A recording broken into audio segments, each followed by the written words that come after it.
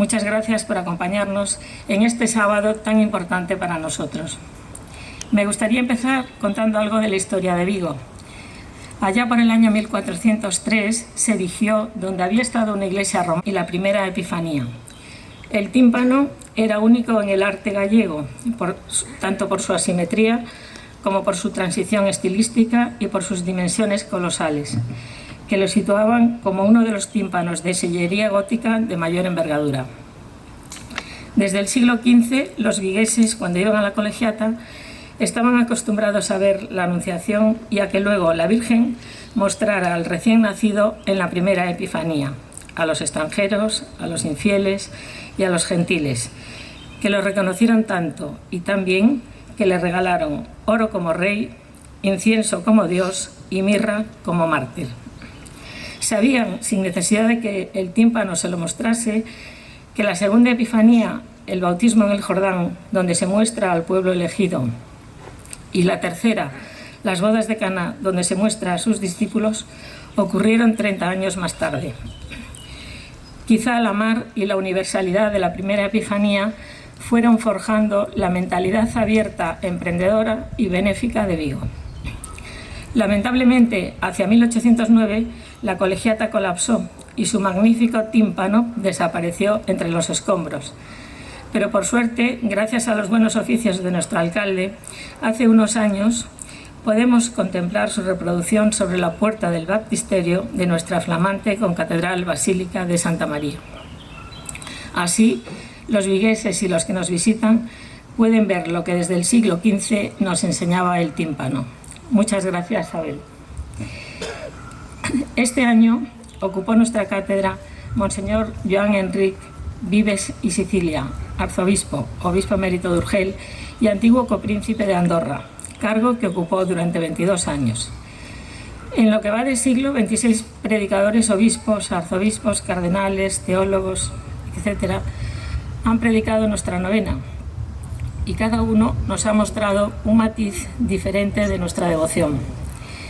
Este año hemos aprendido que el amor de Dios es poliédrico, tiene múltiples facetas y matices, es incondicional y misericordioso, es providencial y protector, es justo y formador, es trascendente e inmanente, es comunitario y universal. Gracias, don Joan Enric, por sus enseñanzas y por hacernos ver que en el fervor a nuestro Santísimo Cristo de la Victoria podemos descansar. Mi bandera es el respeto a la mar, fuente de vida, dijo José Pereira. Para él, Vigo era el Wall Street más próximo, la América más cercana. Sabía que Vigo linda con Nueva York, mar por medio.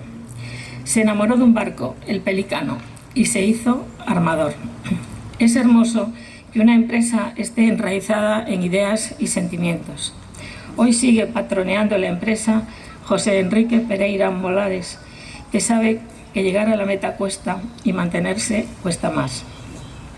La independencia de Namibia obligó a abandonar caladeros y reinventarse creando empresas mixtas. En la guerra del Fletán hubo que enfrentarse con redes al fuego real de patrulleros canadienses, batiéndose con barcos desarmados frente a Canadá, apoyada por el Reino Unido e Irlanda.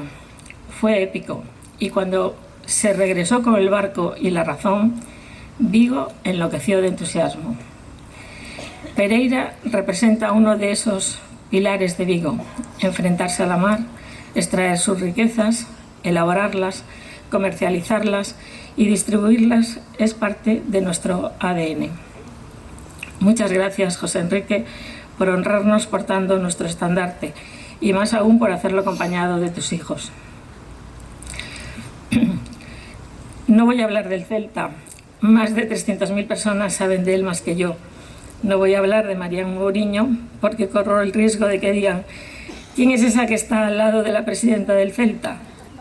Sino que voy a hablar con Marian. Marian, cuando te veo en palcos de equipos europeos y españoles disfrutando elegantemente de las victorias y con semblante sereno en los momentos desfavorables, con una solemnidad propia de la Casa Real inglesa, siendo la única mujer que ejerce como presidenta y propietaria de un club de fútbol en la máxima categoría masculina de la Liga, Me siento muy orgullosa de ti. Sé, por supuesto, que la procesión va por dentro. El Celta cuando duele, duele mucho, y cuando alegra, alegra mucho. Pero tú mantienes el saber estar y esa elegancia que se trae de casa. Así que, sin perjuicio de felicitar a tus padres, que lo hago, también quiero felicitarte a ti, porque a veces las cosas buenas de casa no se valoran y otras veces los hijos no se las llevan puestas. Así que, enhorabuena por tu buen criterio. Un reflejo de esa elegancia y buen hacer lo es sin duda el reciente reconocimiento a la transparencia y excelencia en divulgación no financiera otorgado por la Liga y el Colegio de Economistas de España al Celta, que tú presides desde hace 3 años. Te estoy también muy agradecida por tu apuesta por la cantera y las escuelas deportivas. Con los años aprendemos que no se debe esperar el futuro, hay que diseñarlo, y está claro que tú sabes que el futuro hay que trabajarlo desde el presente. Marián, quiero transmitirte el afecto y el agradecimiento de la cofradía. Sin perjuicio de que se lo vamos a pedir, no podemos garantizarte que el Cristo interceda para que siempre gane el Celta. Eso sería ponerlo en un compromiso. Y además el obispo nos reñiría con razón. Pero te aseguro que cuando nos enfrentemos al Depor, le recordaré al Cristo que el Celta es cofrade de honor y el Depor no. Muchas gracias, Marián, por haber aceptado nuestra invitación a pregonar hoy el fervor por el Cristo desde la pasión por el Celta, sentimientos que definen el alma viguesa. Me gustaría finalizar con una anécdota y un ruego. Estando una noche de las muchas noches claras y espléndidas de Vigo, practicando uno de mis deportes favoritos, que es escuchar a mis nietos, uno me dijo: abuela, ¿ves esa estrella tan brillante y bonita? Pues no existe. Desapareció hace miles de años. Lo que llega es su luz. ¿Y ves al lado una nueva muy bonita? Pues no la ves, porque faltan muchos años para que llegue su luz. Ni tú ni yo la llegaremos a ver. O sea, no te puedes fiar de lo que ves y creer que no hay lo que no ves. Mi ruego es que el Santísimo Cristo de la Victoria nos ayude a no juzgar severamente por lo que vemos y nos permita creer que todos los seres humanos, sin excepción, tienen parte del reflejo del amor de Dios, lo veamos o no. Tengamos en cuenta que Dios se mostró antes a los extranjeros, a los infieles y a los gentiles, y que pasaron 30 años antes de que se mostrase a los que creían tener mejor derecho. Nuestro Cristo de la Sal solo nos examinará de amor. Señor, mientras desvelamos o no los misterios de la mecánica celeste, te pedimos que derrames tus misericordias sobre el pueblo de Vigo. Muchas gracias.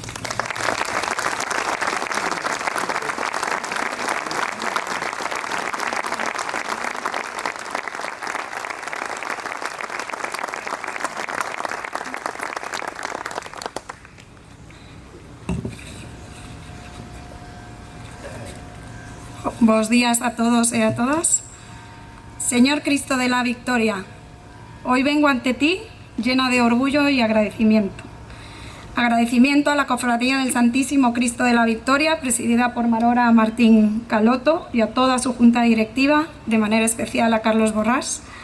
Gracias también al arzobispo John Enrique Vives, al obispo Antonio José Balín Valdés, a don Luis, al alcalde de Vigo, Abel Caballero, y a todas las autoridades que hoy nos acompañan. Y por supuesto a mi compañero José Enrique Pereira, que hoy cumple uno de sus sueños portando tu estandarte. Gracias por elegirme como pregonera, que representa la fe y la devoción de una ciudad que cada año se vuelca a tus pies. Una ciudad que nos deja estampas preciosas de cientos de miles de personas que procesan acompañándote.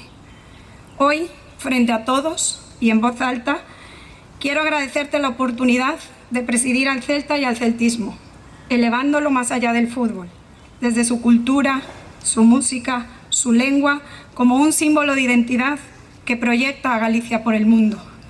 Gracias por darme la valentía y la luz para tomar decisiones en los momentos oscuros, y mucha afouteza para actuar con determinación. Gracias por enviarme, a través de don Luis, aquellos mensajes de aliento en los difíciles comienzos, cuando más los necesitaba.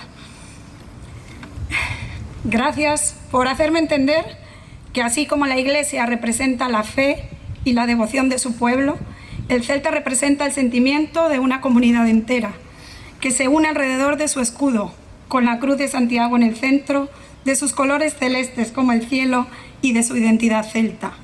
Como reflexionábamos juntos, el arzobispo Joan Enric, el párroco y la junta directiva estos días, el celta, como la fe y la Iglesia, pertenecen a su gente, y los que dirigimos debemos de estar cerca de ellos y entenderlo. Gracias, Santísimo Cristo, por concederme el privilegio y la ilusión de transmitir este sentimiento celeste a las siguientes generaciones, como lo hizo mi padre conmigo. Y sobre todo, gracias por mi familia. Te pido por todos ellos, por Miguel, por mis hijos, que me apoyan y me acompañan en este camino tan exigente. Ante ti y ante todos los presentes, reafirmo mi responsabilidad de trabajar sin descanso para sentar las bases de los próximos 100 años del club.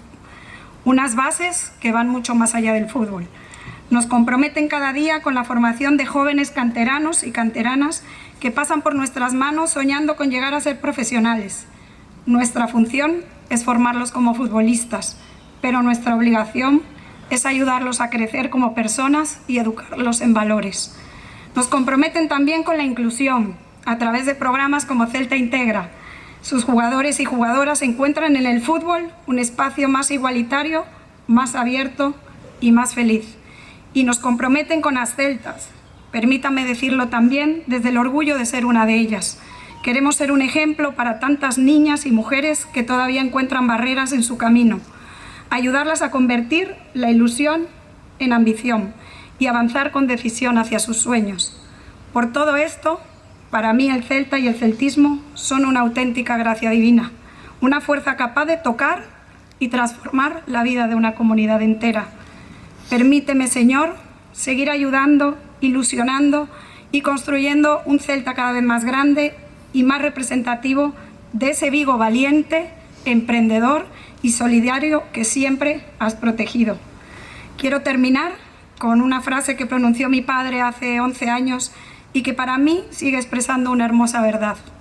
Sin querer comparar, porque la divinidad es incomparable, no hay vigués que no quiera su Cristo y no hay vigués que no quiera su celta. Muchas gracias.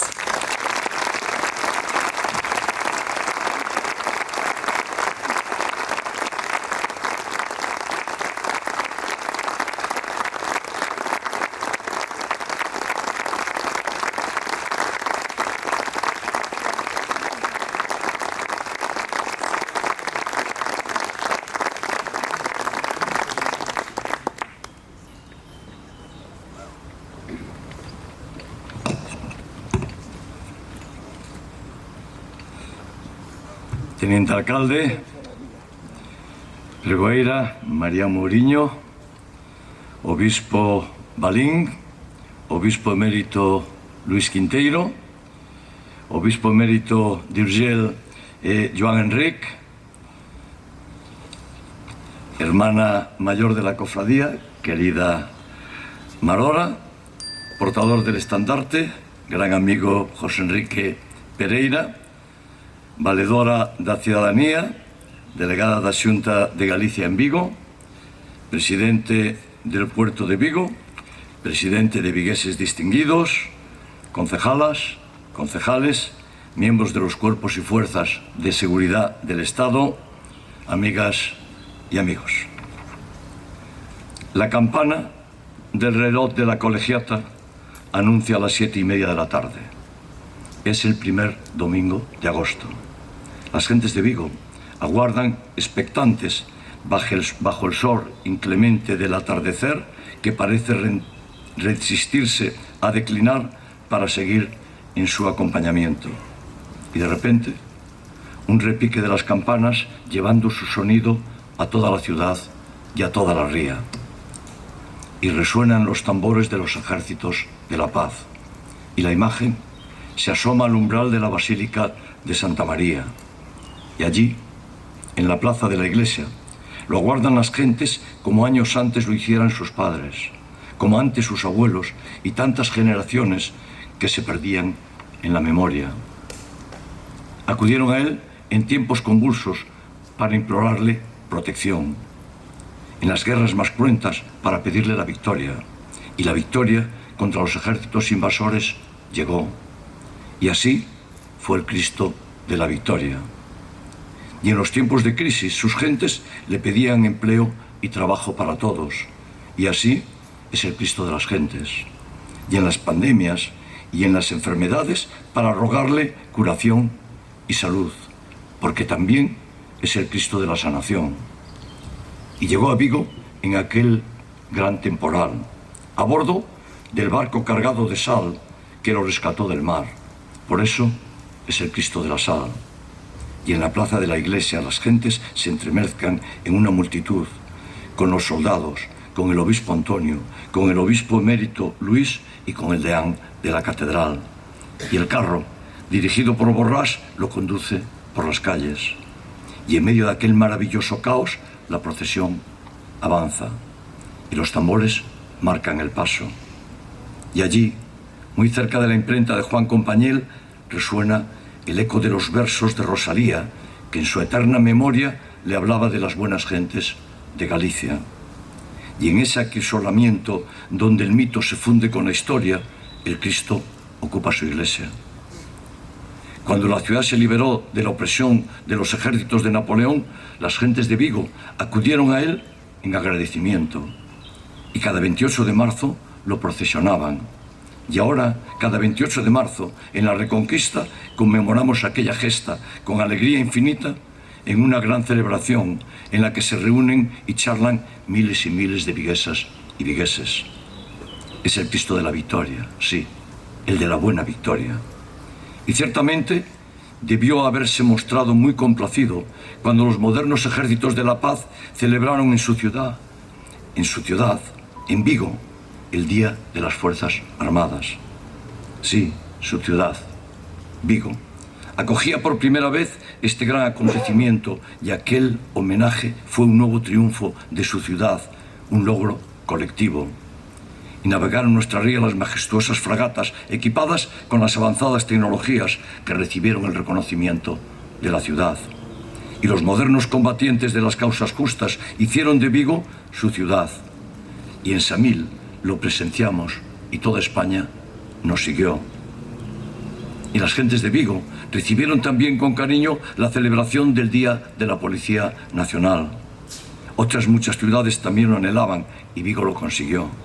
Y ciertamente el Cristo, que es también el Cristo de la seguridad, se mostró complacido aquel día. Baja ya la comitiva por la calle Real al redoble de los tambores y el Cristo, que es trasladado con meticuloso compás, rememora que aquellas cuestas de la ciudad conducían hasta la cúspide de la montaña, hasta el castro, y que eran la protección contra los asaltos de los corsarios que asolaban la ciudad. Ahora, tal esfuerzo en la subida ya no es necesario. Las gentes de Vigo se mueven con naturalidad en las rampas, en los ascensores y en las escaleras mecánicas. Es la modernidad, porque Él es también el Cristo de la modernidad. Y al llegar a la plaza del Berbés, desea que sople la brisa marina, que alivia el calor, y allí, en el cortejo, se expande y rodea la plaza, que antaño era la playa de arena de las gamelas que iban a la sardina desde aquel barrio marinero. Ahora es lugar de encuentro de las gentes, donde los niños juegan en su parque y donde aún se escuchan los ecos de las panderetas de la última fiesta de San Xoán. Y desde allí contempla los astilleros, imponentes y grandiosos, que compiten en todo el mundo, y evoca la carpintería de Ribera, oficio, el de carpintero, que él también conoce.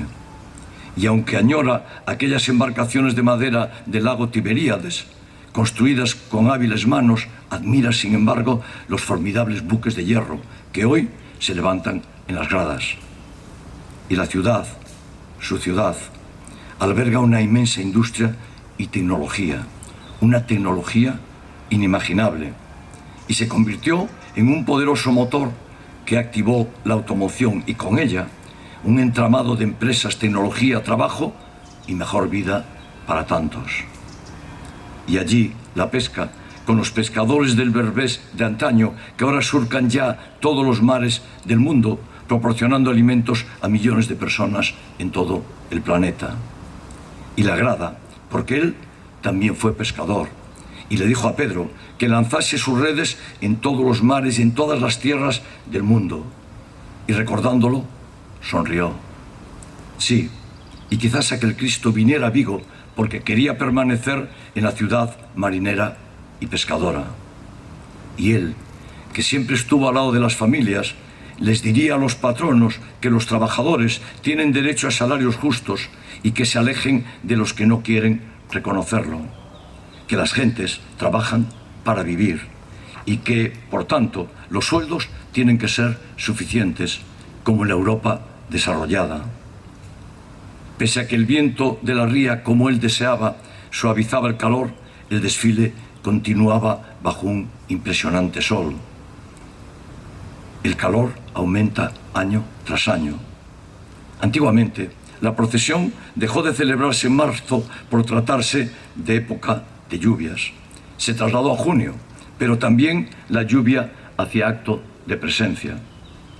Y ahora son los tiempos del cambio climático, que en verano asola los montes de toda Europa en forma de terribles fuegos imparables. Y con tanto sol, el sabio y buen obispo Antonio, que procede de las tierras del norte, podría desear alguna sombra y encabeza el acompañamiento centrado en sus cábalas sobre la diócesis. Y el Cristo sabe que hay que diseñar las ciudades con los refugios climáticos y cuidar de los montes y atenderlos. Vigo es sobre todo ciudad que atiende a las personas, un lugar de acogida de las gentes que aquí trabajan y hacen su vida, mientras al otro lado del mar hay quien expulsa cruelmente a las personas que trabajan allí y proceden de fuera. Y en la estación marítima, el Cristo de la Migración rememoró que también desde Vigo zarpaban aquellas gentes humildes que se iban al otro lado del mar en busca de oportunidades. Él, desde tantas procesiones, los veía embarcarse en los paquebotes rumbo a las Américas y deseaba que fuesen bien tratados, con respeto y atención. Y también todas aquellas gentes de Galicia que dejaban a sus familias y que se subían a aquellos interminables trenes para irse a trabajar a tantos países de Europa. Y muchos trataban por todos los medios de estar de vuelta en Vigo siempre en el primer domingo de agosto.